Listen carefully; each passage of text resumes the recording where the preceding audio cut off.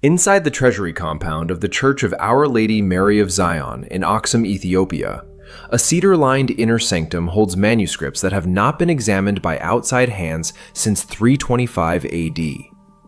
One guardian monk maintains sole access. No exceptions have been recorded in 17 centuries. A fragment, catalogued as 4Q201, measuring 8.3 centimeters by 14.7 centimeters, was pulled from Cave 4 at Qumran and tells a different story entirely. The word written there is sema. It appears in Enoch before it appears anywhere else in the ancient record. The Council of Laodicea met in 363 AD. They voted. They removed the Book of Enoch from accepted scripture. Banned, condemned, called dangerous. Not lost, removed. There is a distinction, and it matters. For more than 1,200 years, the text stayed buried. Then, in 1773, a Scottish explorer named James Bruce walked out of Ethiopia carrying 3 complete copies. 3.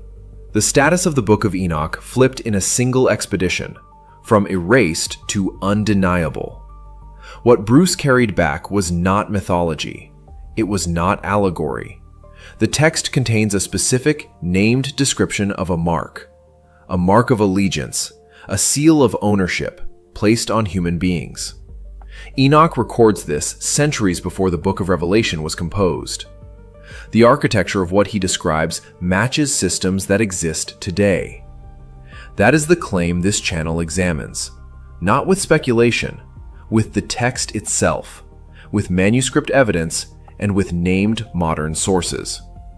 In the next several minutes, you will see exactly what that mark is, what function Enoch says it performs, and why the people who built the early church canon decided this particular book needed to disappear.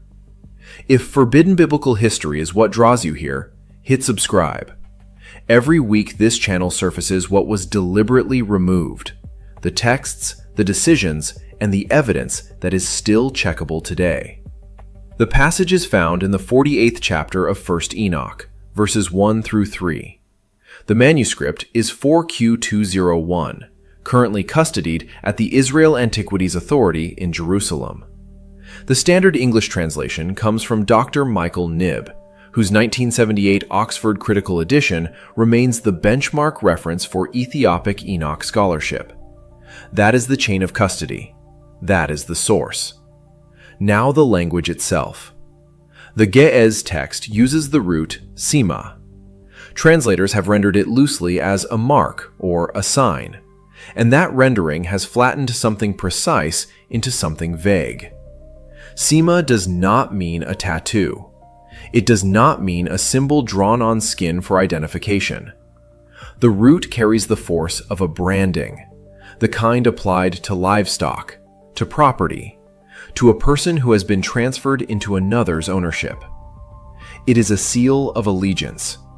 It is a mark that declares this one belongs to a named authority, and that authority can be verified.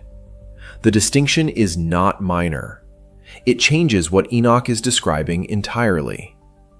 Here is what makes this significant beyond translation. Enoch writes this in the 2nd century BC. The scholarly consensus, including the dating work of George Nicholsburg, published by Fortress Press in 2001, places the composition of the earliest Enoch strata between 300 and 170 BC. John writes the Revelation text, the passage in chapter 13, verses 16 and 17, which describes a mark required for buying and selling in approximately 95 AD. That is a gap of more than 200 years. Enoch names the structure of the mark before John's text exists, before the New Testament canon is assembled, before the Council of Laodicea decides this book is too dangerous to include. He had no access to a future text. He had no prophetic tradition linking him to John's specific imagery. Yet the architecture he describes, a mark tied to a named authority, required for economic participation, functioning as a seal of verified allegiance, matches the structure in Revelation with a precision that demands examination rather than dismissal. Now, move forward 2 millennia. In 2024, the World Health Organization published its Digital Health Certificate Framework under the International Health Regulations revision process. The framework establishes a globally interoperable system of verified health credentials, biometric-linked, authority-issued, required for participation in international travel, and, in proposed extensions, for access to certain public services. The language in the framework document uses terms like verified identity, issuing authority, and credential holder. Those are not theological terms. They are administrative terms. But the functional structure they describe, a mark of verified allegiance to a named issuing authority, without which participation is restricted, is the structure Enoch names in the 48th chapter. Not approximately, precisely. The Ge'ez root sema means a branding of ownership. The WHO framework describes a credential that links a biological identity to an issuing authority and gates access based on that credential's status. One text is from the 2nd century BC. The other is a 2024 policy document. The functional architecture between them is identical. Enoch had no way to know. He was writing in a world of clay seals and wax impressions. The concept of a globally interoperable biometric identity system was not available to him as an analogy, as a metaphor, or as a borrowed framework. Yet he describes the mechanism, not the technology, but the mechanism, with a specificity that the standard translation has been quietly obscuring for decades. But the text doesn't stop there. Enoch names the mark's function. And the function is something the translators have consistently rendered in the most general terms possible, because what it actually says is considerably more specific than anyone has told you. Pull out the citation. Hold it steady. 1 Enoch, verses 6 through 11 of the 69th passage. The manuscript is Codex Panapolitanus. It has been held in the Gizeh Museum since 1893. The translator whose rendering carries the most scholarly weight is R.H. Charles, whose 1906 Oxford edition remains the standard reference for Western scholarship on this text. Here is what the passage actually says. Enoch names 18 watcher chiefs. Not angels in a vague, glowing sense. Chiefs, administrators. Each one assigned a specific domain of human knowledge and behavior. And among the domains they administered, the text is precise. Commerce, contracts, and binding oaths. Now unpack the original language term. The Ge'ez reads, yet baraket. It does not translate cleanly as blessed or praised, which is how it sometimes surfaces in softer renderings. The root carries a transactional weight. Yet baraket means those who authorize, those who validate the transaction, those whose agreement makes the exchange legitimate. This is not metaphor. Enoch is describing a class of beings whose function was to design and enforce the systems by which humans agreed to terms, transferred value, and were held to obligations. He had no way to know what that would look like 2,000 years later. Yet here is the modern match. The SWIFT financial network. Established in 1973, currently connecting 11,000 financial institutions across 200 countries. Zero cash alternative exists at that scale. Every international wire transfer, every cross-border payment, every institutional settlement passes through a single authorization layer. You do not access global commerce without agreeing to its terms. The network does not negotiate. It does not offer alternatives. You accept the binding oath, or the transaction does not clear. The ancients called them binding oaths. We call them terms of service. Same function, same enforced participation, different century. Enoch names 18 chiefs administering this system. SWIFT operates under a governance board. Every member institution signs binding legal agreements before access is granted. The structural parallel is not loose, it is architectural. But here is the detail that sharpens this further. The passage in Codex Panapolitanus does not describe these watcher chiefs as rogue actors. They are not rebels in this section of the text. They are described as operating within a designed order. The commerce system, the oath system, the authorization system. Enoch presents these as intentionally constructed, built by specific named entities for a specific purpose. He describes the infrastructure before the infrastructure existed. He describes global financial authorization before the concept of a global financial network was physically possible. No telegraph, no telephone, no satellite, no fiber optic cable. The instrument to build what he described did not exist for another 2,000 years after this text was written. Yet the description is accurate, structurally, functionally, down to the binding oath mechanism that gates access to the entire system. And this is where it gets disturbing, because Enoch does not stop at describing the system's design. He names what happens to those who refuse the binding oath. The text records a specific consequence for those who will not authorize, who will not validate the transaction, who will not accept the terms of the Yetbadaket. And that consequence is the subject of the next layer of this text. The citation is 1 Enoch verse 5 of the 38th passage. The manuscript is an Ethiopian Ge'ez text held at the British Library, under the catalog designation or 485. The translator is R.H. Charles. The year of his published translation is 1906. The passage describes a class of people, not criminals, not enemies, not the violent or the corrupt. A class of people defined by a single characteristic. They are denied access. Now unpack the term. The Ge'ez reads, Yet Fasemu. Charles renders it in general terms, the separated, or those who are cut off. But the root carries more precision than that. Yet Fasemu means those who are separated out, excised, removed from the community in a structural sense, not exiled by force, separated by mechanism. The word implies a system that identifies them, categorizes them, and excludes them from participation. Enoch is not describing punishment. He is describing a status condition. He describes a class of people who cannot enter markets, cannot access gathering places, cannot participate in the exchange systems that the Watcher Chiefs designed. Their exclusion is not violent. It is administrative. They are simply unverified, unrecognized by the system, and therefore invisible to it. He had no framework for what that would look like in a digital age. Yet here is the modern match. United Nations Sustainable Development Goal 16.9 mandates legal identity for all people by 2030. The reasoning is explicit in UN documentation.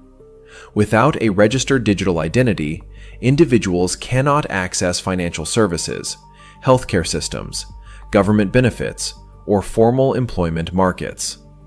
As of 2023, 1 billion people worldwide remain unregistered.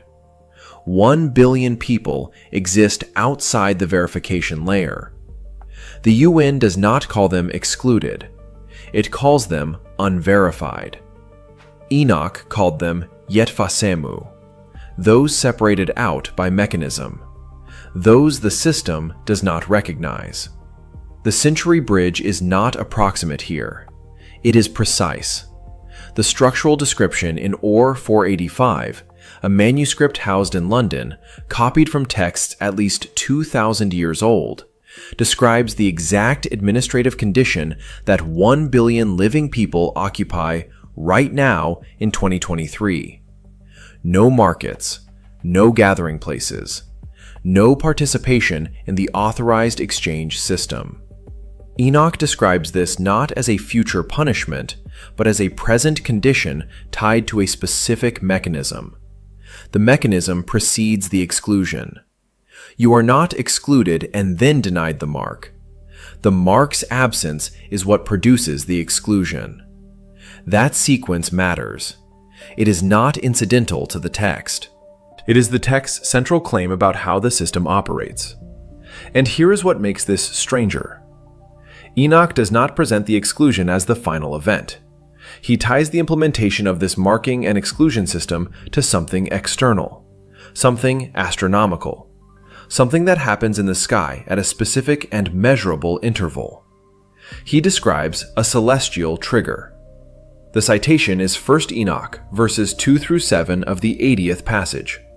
The source fragment is designated 4Q212. It was recovered from Qumran Cave 4. The translator is Dr. Michael Knibb, whose 1978 Oxford translation remains the standard scholarly rendering of this Aramaic fragment. The passage opens with a disruption, not a single event, a sequence. Enoch records an extended period during which the behavior of celestial bodies becomes irregular. The sun behaves abnormally. Cycles that were fixed become unstable. And the stars, here is where the original language becomes critical. The Ge'ez uses kokab in the plural, not one star, not a singular event in the sky. Kokab plural describes a coordinated movement of many lights, a systemic celestial disruption involving multiple sources simultaneously. Enoch records that the implementation of the marking system, the authorization mechanism, the exclusion of the Yetfasamu, is tied to this period of coordinated astronomical disruption. The mark does not arrive in calm times. It arrives during a 7-year window in which the sky itself is behaving in ways that destabilize normal patterns. He had no instrument to measure solar behavior. The concept of a solar cycle did not exist as a quantified phenomenon until the 19th century. The 11-year cycle of solar activity was first formally documented by Samuel Heinrich Schwab in 1843.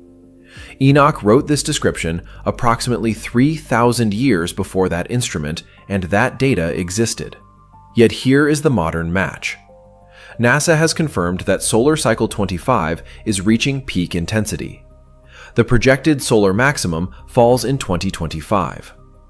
Solar maximum events are characterized by elevated solar flare activity, coronal mass ejections, and disruption to satellite communications, power grid infrastructure, and GPS navigation systems. These are not theoretical disruptions. They are documented consequences of the cycle's peak phase, recorded across previous maximums with measurable infrastructure impact. Enoch described a 7-year period of celestial disruption tied to coordinated movement of many lights.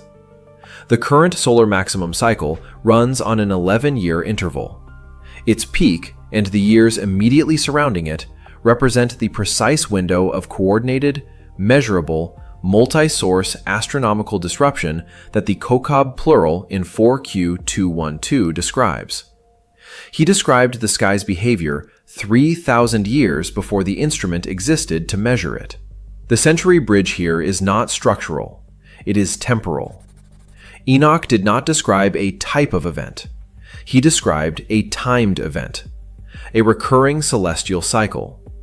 And the cycle's current peak lands in the same narrow window as the rollout of the digital identity mandates, the SWIFT authorization infrastructure, and the 1 billion unverified people the UN is actively working to register before 2030. The text records one final detail about the mark, and it is the detail no one talks about.